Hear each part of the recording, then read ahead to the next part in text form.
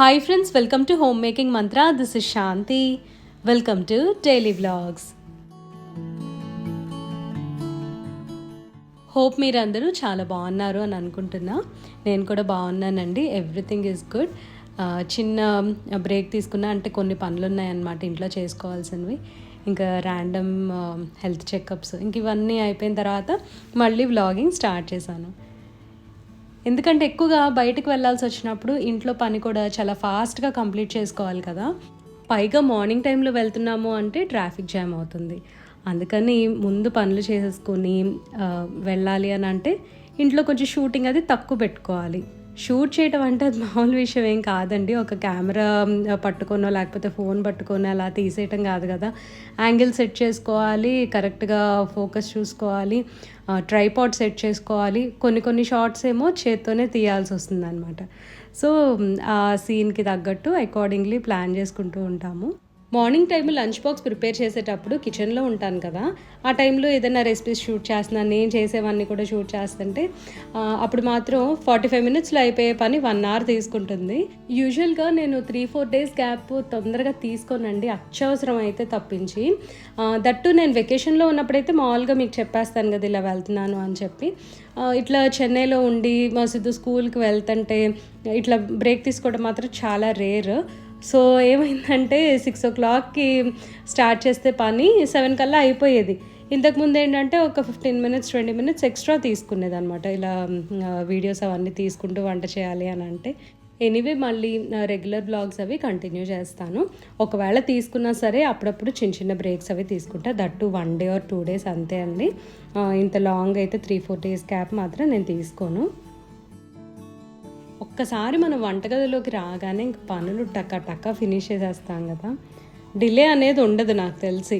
ఎవరైనా సరే ఏ age group వాళ్ళైనా, ఇలా పెళ్ళైన వాళ్ళు లేకపోతే బ్యాచిలర్స్, వంట చేసుకోవాలి కూర చేసుకోవాలని అనుకునే వాళ్ళు ఆ పని మొత్తం కంప్లీట్ చేసుకొని వెళ్ళిపోతే బెటర్. ఎందుకంటే మళ్ళీ కిచెన్లోకి వచ్చే పని ఉండదు. దట్టు సమ్మర్ కదా. సో మార్నింగ్ కుకింగ్ ఫినిష్ చేసుకుంటే మనకు కూడా మరీ వేడి లేకుండా ఉంటుంది. లంచ్ బాక్స్లోకి వంకాయ మామిడికాయ కర్రీ చేస్తున్నాను. అదే ఇంకా మా లంచ్కి కూడా ఉంచేస్తా. ఒక్కొక్కసారి ఏమో ఈ పాస్తా శాండ్విచ్ అలాంటివి చేసినప్పుడు ఫస్ట్ అది కంప్లీట్ చేసేసి ఆ తర్వాత మా కోసం కూడా కూర ప్రిపేర్ చేస్తాం.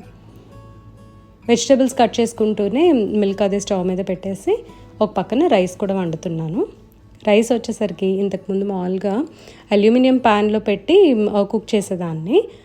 అంటే లోపల స్టీల్ గిన్నె ఉంటుంది కదా, అలా కుక్ చేసేదాన్ని. కానీ ఇప్పుడు ఏంటంటే స్టీల్ కుక్కర్లో డైరెక్ట్గా వండేస్తున్నాను.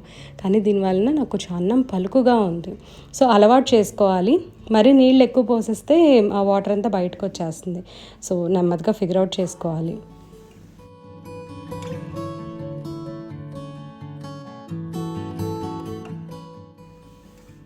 కూర మగ్గుతూ ఉంది. ఈలోపు వెజిటబుల్స్ అవి పీల్ చేసుకొని జ్యూస్ ప్రిపేర్ చేస్తున్నాను. క్యారెట్స్, బీట్రూట్స్, ఒక క్యూకంబర్ అండ్ ఆరెంజెస్ వేసి జ్యూస్ చేస్తున్నాను. యాపిల్ బదులు ఆరెంజెస్ తీసుకున్నా. Actually orange and carrot juice combination చాలా బాగుంటుంది, చాలా మంచిది కూడా. ఆరెంజెస్లో కొంచెం స్వీట్నెస్ ఉంటుంది అండ్ క్యారెట్స్లో కూడా ఉంటుంది కదా, సో అది సరిపోతుంది. క్యూకంబర్ ఏమో కొంచెం హైడ్రేటింగ్గా ఉంటుందని చెప్పి అది కూడా వేసాను. ఇందులో కొద్దిగా సాల్ట్ అండ్ జీరా పౌడర్ వేసుకుంటే డైజెషన్ బాగుంటుంది. ఎందుకంటే అందరికీ కూడా ఈ ఫైబర్స్ త్వరగా డైజెస్ట్ అవ్వవు. క్యారెట్, బీట్రూట్ త్వరగా అరగదు, ఎందుకంటే అవి దుంపలు కదా. ఒక్కొక్కసారి వాతం చేస్తుంది అని అంటారు. ఒకవేళ పల్ప్తో తీసుకున్నామనుకోండి జ్యూస్ని, అప్పుడు ఎక్కువగా ఈ ఫైబర్ అనేది ఉంటుంది కాబట్టి దానివల్ల నా బ్లోటింగ్ వస్తుంది. మీరు ఒకటి నోటీస్ చేసినట్లయితే అమెరికన్స్ ఎప్పుడూ కూడా ఏబీసీ జ్యూస్లో చిన్న పీస్ ఆఫ్ జింజర్ యాడ్ చేస్తారు. ఇది డైజెషన్కి హెల్ప్ చేస్తుంది. నేను వచ్చేసరికేమో కొద్దిగా pink salt and jeera powder add చేశాను. ఎందుకంటే ఇందులో సిట్రస్ ఫ్రూట్ ఆల్రెడీ ఉంది కదా, ఆరెంజ్ అది. సో వాటి వలన డైజెషన్ బాగానే జరుగుతుంది. ఇది ఎటు పల్ప్ అండ్ జ్యూస్ని సెపరేట్ చేస్తుంది కాబట్టి పెద్ద ప్రాబ్లం ఉండదు. అండ్ జ్యూస్ అనేసరికి ఇంకొకటి గుర్తొచ్చిందండి. అప్పుడప్పుడు కొంతమంది అంటూ ఉంటారు నేను చేసే వే ఆఫ్ జ్యూసింగ్ రాంగ్ అని చెప్పి.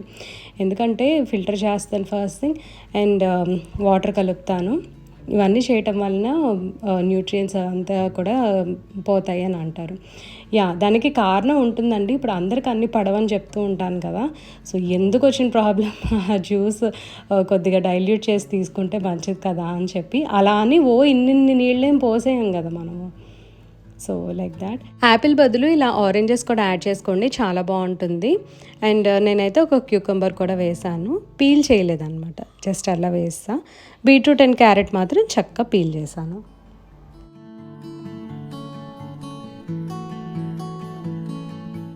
బ్రేక్ఫాస్ట్కి కార్న్ఫ్లేక్స్ ఇచ్చేసాను, ఎందుకంటే మాకు అసలు బ్రేక్ఫాస్ట్కి ఎపిటైటే లేదనమాట, తినబుద్ధి కావట్లేదు. బాగా వేడిగా ఉంటుంది బయట, ఎంత మనకి మార్నింగ్ అయినా సరే కొంచెం స్వెట్ అనేది వస్తూ ఉంటుంది కదా, స్టవ్ దగ్గర నుంచి కూడా అసలు చేయబుద్ధి కావట్లేదు. అందుకని కార్న్ఫ్లేక్స్ ఇచ్చేసాను.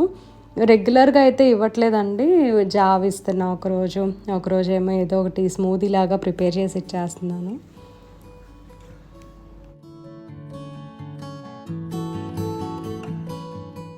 సిద్ధుని స్కూల్కి పంపించడం నా ఫస్ట్ టాస్క్ అనమాట, మెయిన్ ఇంపార్టెంట్ టాస్క్. సో అది కంప్లీట్ చేస్తా.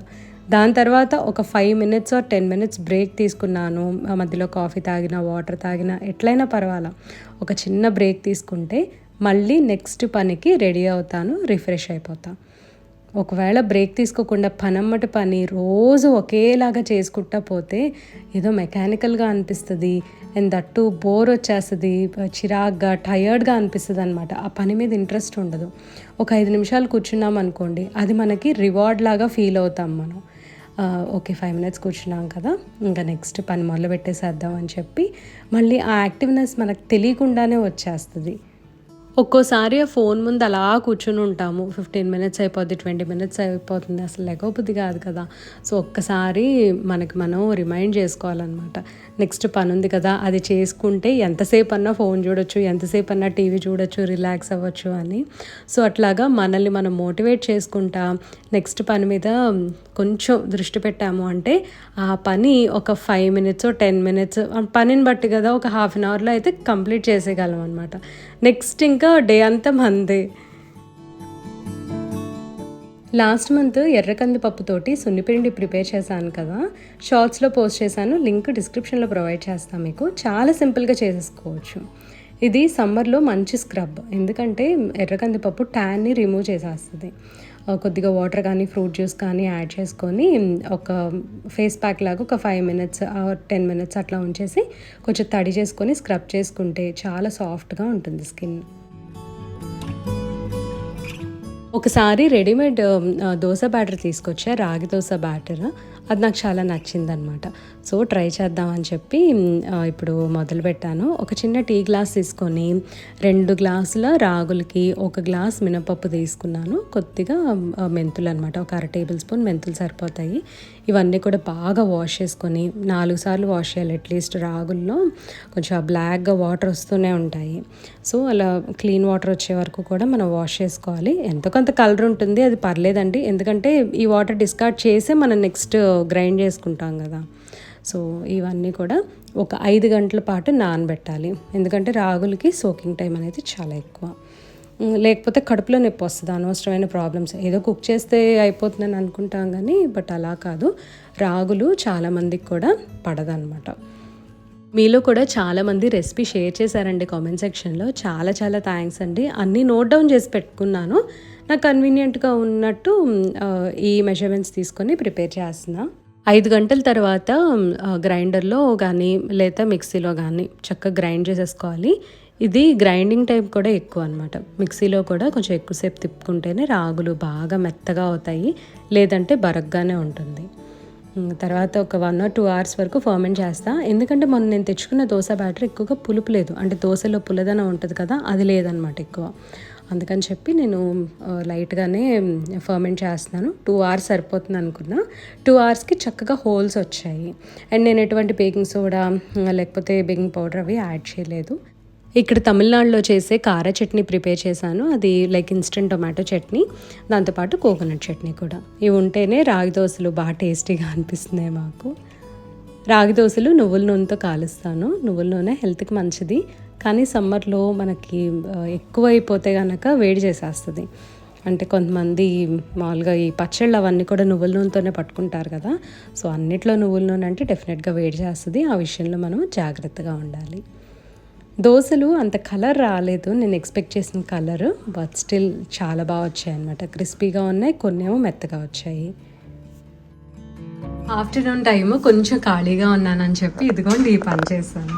ఈ పాటికే గెస్ట్ చేసి ఉంటారు కదా, ఇది మొత్తం పెయింట్ చేశాను అనమాట. నా దగ్గర ఏషియన్ పెయింట్స్ బాటిల్ ఒకటి ఉంది, అది ఎప్పటి నుంచో అట్లా ఉండిపోయింది, వాడట్లేదు. సరే ఏదో ఒకటి యూజ్ చేద్దామా అని చెప్పి ఏవో చిన్న చిన్నవి చేస్తున్నాను ఇంట్లో. అండ్ ఇది గుర్తొచ్చింది నాకు ఫస్ట్, పైన కొంచెం మసిపట్టేస్తుంది. ఇల్లు ఐ థింక్ 2015లోనే ఇప్పుడే కట్టారు. ఇంక అప్పటి నుంచి ఎవరూ లేరు, మా ముందు ఎవరో ఒకళ్ళు వచ్చి 2 months ఉన్నారంటే ఆ తర్వాత నుంచి మేమే ఉంటున్నాం కదా. సో ఇదంతా కూడా అప్పుడు పెయింట్ చేసింది. ఓవర్ ది టైం పాడైపోతూ ఉంటుంది. అండ్ చిన్న చిన్నవి మనమే చేసుకోవచ్చు మన చేతుల్లో ఉన్నవి.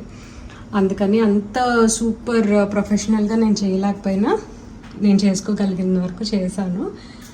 వీటి మీద కొంచెం అంటే ఇవన్నీ మార్క్స్ పడకుండా కొంచెం జాగ్రత్తగా చేసా. కొంచెం ఇవన్నీ అంటితే క్లీన్ చేసుకుంటున్నా ఇప్పుడే. సో ఇదండి, ఈ ఫ్లోర్ మీద కూడా బాగా మచ్చలు పడిపోయాయి. ఇది ఒక్కసారి జస్ట్ ఒక్క కోటే ఇచ్చా అనమాట, ఫుల్గా చేయలేదు. ఎందుకంటే దీని మీద గోల్డ్ షీట్ వేసేస్తాను. ఇవన్నీ నా సమ్మర్ ప్రాజెక్ట్స్. చిన్న చిన్నగా ఇలా సమ్మర్లో ఏమో ఇంట్లో చేసుకుంటూ ఉంటాను అనమాట. లైక్ మేము ఇంటికి వచ్చిన కొత్తలోనేమో కృష్ణుడికి పెయింట్ వేసాను, చూసారు కదా, గోల్డ్ కలర్స్ అన్నీ మిక్స్ అండ్ మ్యాచ్ చేసుకొని వేసా. అండ్ ఈసారేమో ఇది. అండ్ బెడ్రూమ్లో కూడా చేశాను కదా, అది చూసారా మీరు, ప్రీవియస్ వీడియోలో ఉంటుంది, ఎవరైనా చూసుండకపోతే చూడండి.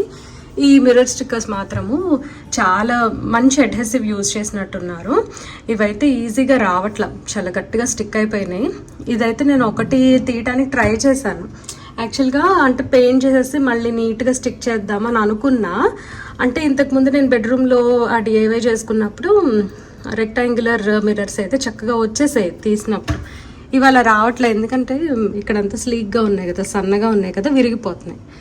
ఎందుకంటే గట్టిగా అడ్హెసివ్ బాగుంది, బాగా గట్టిగా స్టిక్ ఆన్ అయిపోయాయి. ఇది నేను ఐ థింక్ 2021లో స్టిక్ చేశాను, 2021లోనో 2022లోనో స్టిక్ చేశాను ఇవి.